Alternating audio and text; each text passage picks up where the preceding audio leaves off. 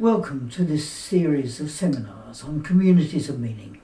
I'm Philip Hughes, and the person who initiated this research as a former research officer of the Christian Research Association and as an honorary research fellow of the University of Divinity. This series of seminars was held on the 6th of February 2026 at the Box Hill campus of the Melbourne University of Divinity. We acknowledge that it was held on the land of the Wurundjeri people who've practiced communities of meaning for thousands of years. We acknowledge their elders, past and present, and the First Nations people who are here. And we commit ourselves to walking together in a more just and compassionate way. Before we come to the first speaker today, let me say a little about the project and why we've taken up this theme. The University of Divinity is centred on teaching theology, but also includes pastoral care as a major component. In the Christian Research Association, we've been tracking the changes in religious faith and spirituality for the past 40 years. We're very aware that just 15% of Australians are frequently involved in a religious community today. Last year I launched a book, What is Happening to Religion in Australia? Understanding the Trends. It was a account of the growing secularisation in Australia and around the world. And arising from acknowledging those trends, I've been asking what comes next. If people are no longer finding their communities of meaning in the churches, where are they finding them? At the same time, we've been reading that there's a lot of research about the importance of social connection for contributing to physical and mental health and general well-being. Yet the levels of social connection have been falling. There are many people who are isolated. Although similar issues are of concern among young people, our focus has been on people who are retiring. It's amongst those people that issues of maintaining social connection for continued health and vitality become acute. So it seemed appropriate that we should do some research in this area. This series of seminars is relevant to a variety of people. People with roles in organisations which serve people who are retired, welfare organisations, local government, church organisations. Secondly, people into sociological and psychological research on the stage of retirement. Thirdly, people who are retired, semi-retired or facing retirement, wondering how best to use their retirement. The team brings together a range of experience, and I will introduce each speaker individually this morning. We're keen to hear your feedback. We're still proceeding with our analysis. We're keen to know if you feel we're on the right track. Our first speaker this morning is Robin Ridley-Carr, who's Associate Professor in Spirituality and Spiritual Care at Whitley College, the University of Divinity. Robin has a background in historical studies, but has moved to spiritual care and has been teaching at the University of Divinity for the past 2 years. So she's the author of several books, with one about to be published, plus many articles, including a couple in the Journal for Religion, Spirituality and Ageing. She has a particular interest in spiritual care for people with dementia, and part of her interest is in loneliness and retirees' possible link between loneliness, depression and dementia. Robin's talk today is entitled Escaping Loneliness in Retirement, Flourishing Through Engaging in Communities of Meaning.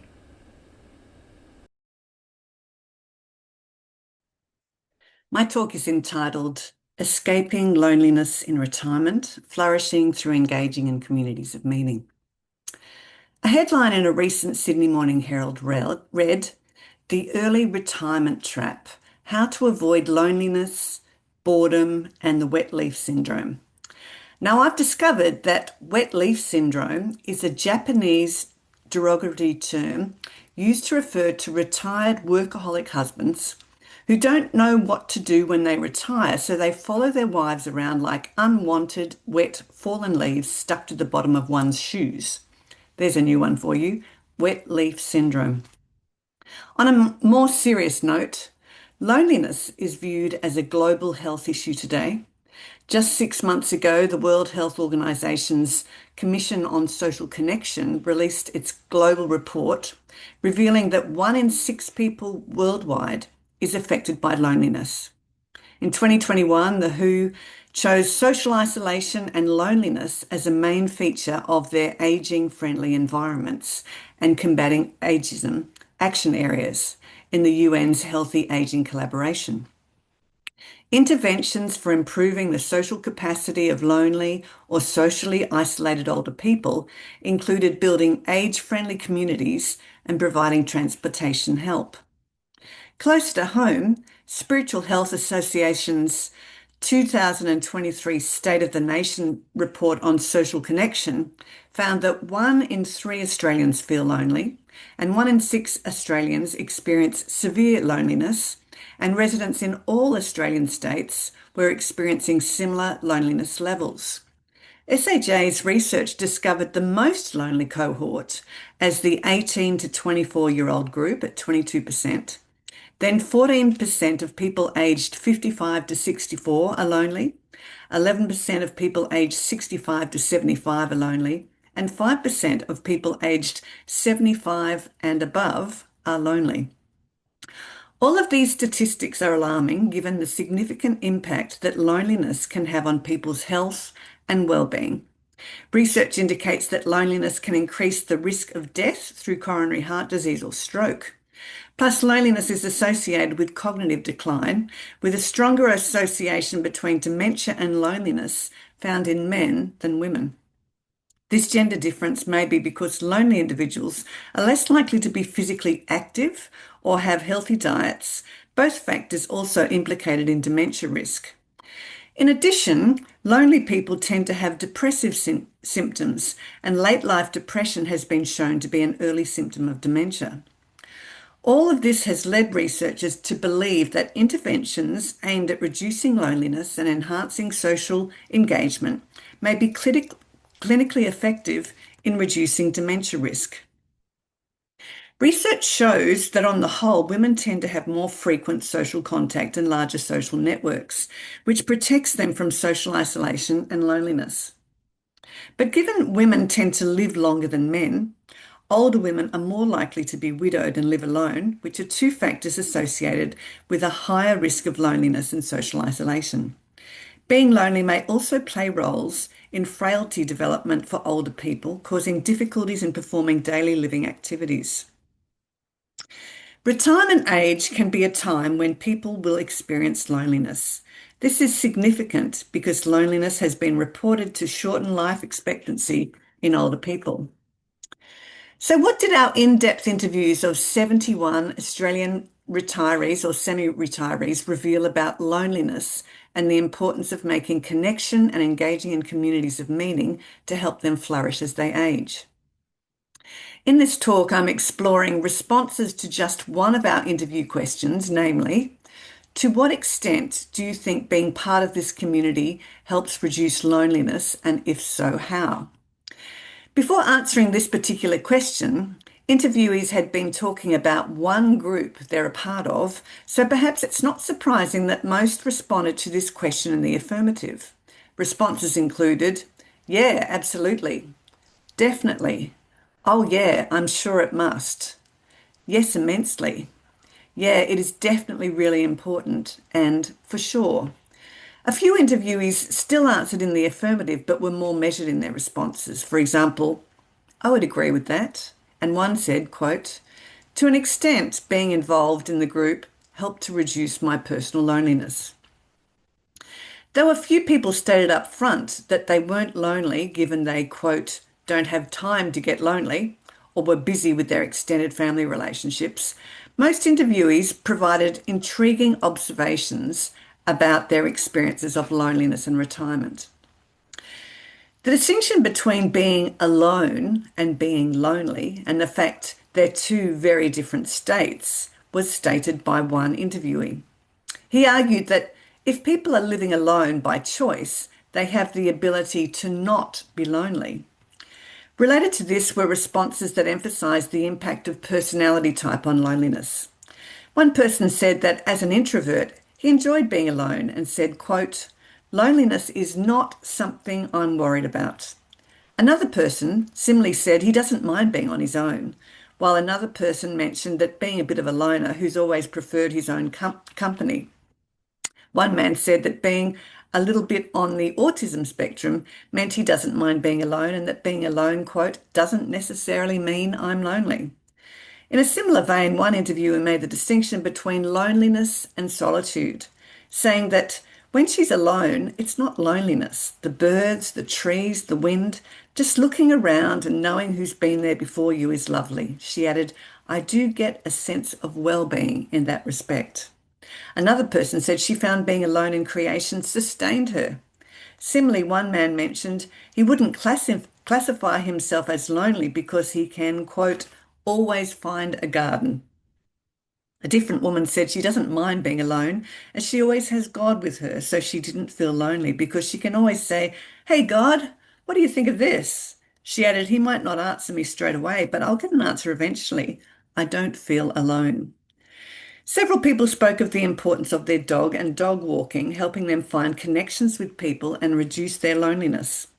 One person said when they retired, they walked their dog and discovered many other people who were disconnected just at that time of day. Thus, he made friends that wouldn't have been made if not walking. He continued, "It gives you connection, so you're actually talking with people instead of just sitting home, feeling sorry for yourself and feeling lonely." Another person spoke of being incredibly lonely and that without his dog, he would have gone, quote, "bonkers," becoming depressed. Another man spoke of the importance of his dog for company, given he'd lived alone for 30 years since his parents had died. Research indicates that dogs decrease loneliness and social isolation as owners are more likely to interact with other people when walking their dog. In fact, research finds adult dog owners are less likely to be lonely or socially isolated than adults without dogs. But apparently there's no difference if you own a cat. Even a robotic dog can offer comfort and reduce social isolation for older people, including people living with dementia. The transition into retirement has helped for one retiree by already having his main hobby of bonsai with weekly classes, quote, "bubbling along in the background while he was still working full time." That way, there was a continuity of relationship and shared purpose once he stopped work.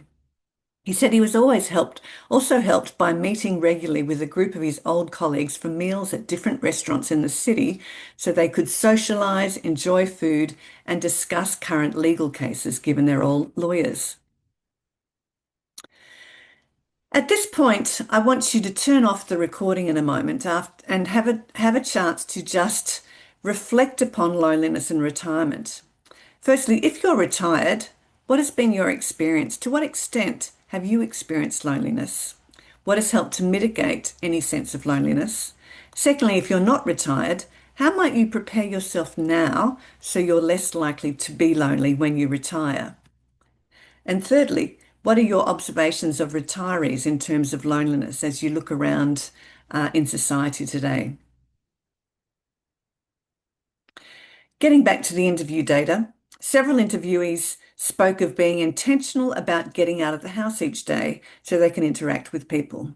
One interviewee critiqued a 90-year-old woman who was, quote, "very isolated, living like a hermit, locked up in this big 2-story house on her own." Another person said, "I'd hate to think as the years roll by, and if I'm not well enough to go out much, that I was too isolated. I have to find ways of not being isolated. I think most of us need that." Some interviews were very intentional about seeking out community. One woman spoke of her daily goal of speaking to 10 people, which she said had a good effect on her and was essential for her good health. She said it might just be short interactions with the person at the checkout or a cafe waitress, but she found that even brief conversations were, quote, "enlivening" for her. Several people spoke of having to make an effort to go somewhere and meet people. One immigrant said that he'd learnt that in Australia you need to put yourself, quote, out there, adding, it's been hard, but because he didn't want to be isolated, he forced himself to go beyond what his natural temperament really is. Another person said he's not lonely if he gets out of the place and goes to the library or the bank or Safeways, not so much for the company as for a change of scenery and for stimulation. One person spoke of encouraging his wife to get out of the house and go for a walk down the street. She'd return and tell him all the people she'd spoke to while out walking. Another man said that having someone to talk to was, quote, really valuable rather than silence. He then spoke of connecting his neighbour with another man down the street and how they have now become friends through playing their music together. Another interviewee spoke of walking with his neighbour each morning and having a chat. Thus, he experienced, quote, very little loneliness. He works in his shed, and if he needs another chat, he phones his neighbour and asks him to come over, or he goes and sees him. Another person spoke of having carefully cultivated over the years some warm relationships with their neighbours. Thus, they weren't lonely, given these other connections that they had with neighbours, family, and also with chess. Regardless of all these positive connections, one point that was made is that older people can find talking with new people, quote, hard going, as, quote, it's already a muscle not practiced about making conversation. One man noticed how how poor people were at making a little bit of small talk when he went to a Christmas lunch for people who had participated in any of the healthy aging activities at Melbourne City Council. He also found it challenging making conversations at his table himself. Another man said he used to say to his wife, quote, you're getting like your mum used to be. Her world got smaller and smaller. Get a bloody coffee club going. Invite them here. Do whatever you want to do.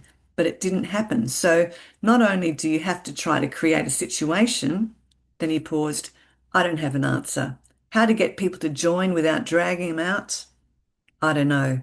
A lot of married people just rely on so much on each other. I don't think my wife would have survived without me. The question of how to help lonely, isolated people to engage in groups or clubs was highlighted by a couple of interviewees. One man said, I don't know how on earth you attract them, but maybe it's got to be somebody in your organisation who's suffered a loss and got over it and is coping. They've got to go and drag them in. You've got to have the infrastructure ready for them. And if you can be as simple as, hey, every Thursday morning at 10 o'clock we have a coffee. Can we get somebody to pick you up? One man indicated that helping him to join a Rotary Club was because of being linked up with someone. Before the first meeting, the club linked him up with someone from the club so that he wasn't, quote, going in cold that first night. Then they, quote, grabbed another one of the blokes and he took his hand and off he went. The barrier of transport was also highlighted. One person said that if someone took you to a group, it was not just the transport that was fixed, but that also it's so difficult to walk into a circle of people, and entering with someone who's in the group makes it so much easier. One woman even mentioned how she sits in the same place at church each week, so she's sitting next to somebody she knows. Another man mentioned men at his golf club who were, quote, desperately lonely. But when they're not playing golf, they, quote, grab a rake and go around and fix bunkers or whatever. He continued, I guess it's a symbol of the fact that they feel an obligation to the club. They want to be there. And part of it is because it gives them some sort of meaning and purpose in life. I want to segue now to communities of meaning and groups that might help with loneliness in retirement. Given the question that we as interviewers asked was about how being part of communities might ease loneliness, it's intriguing that so many people didn't talk about their groups. However, some respondents specifically mentioned groups as helpful in relieving their loneliness. One woman mentioned her French class as something she looks forward to as it gives her the purpose of improving her French, and she's challenged to come up with something that's original in her presentation to that group each week. Similarly, the man who enjoys going outside and relating to his trees through a bonsai group said it certainly reduces the sense of loneliness. Meeting with his group, who all have a common purpose is what he finds really invaluable in dealing with loneliness. Another person said that the purpose of the group was important and that feeling you're actually helping somebody was a significant factor. While one person said groups are important as he needed to, quote, find a reason to get out of bed, to organise your life, to find some purpose and meaning. Another man spoke of never having been lonely as he swims 3 mornings a week with a group of older men. He said, quote, there's bros down there who you meet every morning and I'll swim with them and have a chat to them so you're not lonely when you're down there. One woman said sometimes it's not easy for her to go to her group, but she forces herself to get ready. Sometimes she doesn't want to go, but as soon as she gets there, that feeling has disappeared. One theme in the interview data was that groups enable gathering together and, quote, connecting with people on the same wavelengths, whether it's in a group called Wine Before Breakfast or a group called Saints on a Mission. One person spoke of needing, quote, contact with other people who are like-minded and share his faith. But he also mentioned the enrichment of sharing, quote, other people's perspectives and different points of view. He said that hearing other people talk helps him, quote, overcoming loneliness just as much as it helps them as well. Another person said that lonely people, quote, can't find their tribe and, quote, if you don't see yourself into them with them, then you should disconnect. The frequency of meeting was viewed by one participant as particularly important for reducing loneliness. One man argued that groups meeting fairly frequently was important. Thus, a weekly walking group provided, quote, that regular checkup and how are you going and all that sort of thing. Several people had theories about why being involved in groups can help with loneliness. One person said that, quote, all the things you're involved in are helping. There's no loneliness. Another retiree spoke of her cousin who's been single for a long time and recently moved into a self-care unit at a retirement village. She said, it's made such a difference to her. She's such a happy woman now. She's making friends, she's doing things, playing cards, doing all those things that she really enjoys. So a sense of being immersed in routines and activities and relationships was key for this woman in reducing loneliness and changing her life. A couple of people talked about technology and that though more people live alone this century, there are so many different ways that humans gather together. So, quote, if you have the capacity to use a telephone or a computer, you are not alone. He said, we are in control of our loneliness. However, he added that people without the ability to harness technology, such as people with disabilities, are the really lonely people in our society. One person thought loneliness would become worse because, quote, there's a lot of women who've chosen not to marry and not to have children. I began this talk with a reference to wet leaf syndrome. But this research has revealed that retiring and feeling at a loose end and lonely is not simply a male concern. One of our interviewees mentioned that when his wife retired, he was, quote, very concerned about her potentially being lonely, so he encouraged her to volunteer at an op shop twice a week, which provided a sense of purpose and relationships and routine for her. I close with a dream that one participant mentioned. This woman is a self-confessed, quote, coffee shop person. And she said she would like to establish an opportunity for people sitting by themselves at a coffee shop to be able to join in a conversation if they'd like to. She suggested that there could be the option of cafe goers putting up a sign on their table that reads, I'm ready for a chat, so that instead of reading the paper or a book or their phone, a person can enjoy a chat while drinking their coffee. This woman has already suggested to her church that retirees meet at a particular cafe on a particular day and time, quote, simply for the alleviation of loneliness. In our increasingly individualistic society, where we sometimes read of news horror stories of older people dying alone in their flats or houses, then their bodies only being discovered months or even years later, given no one has missed them, we're reminded of the need for communities where older people can be engaged, known, loved, and find a sense of meaning and purpose. Perhaps today, this is needed more than ever. Thanks for listening.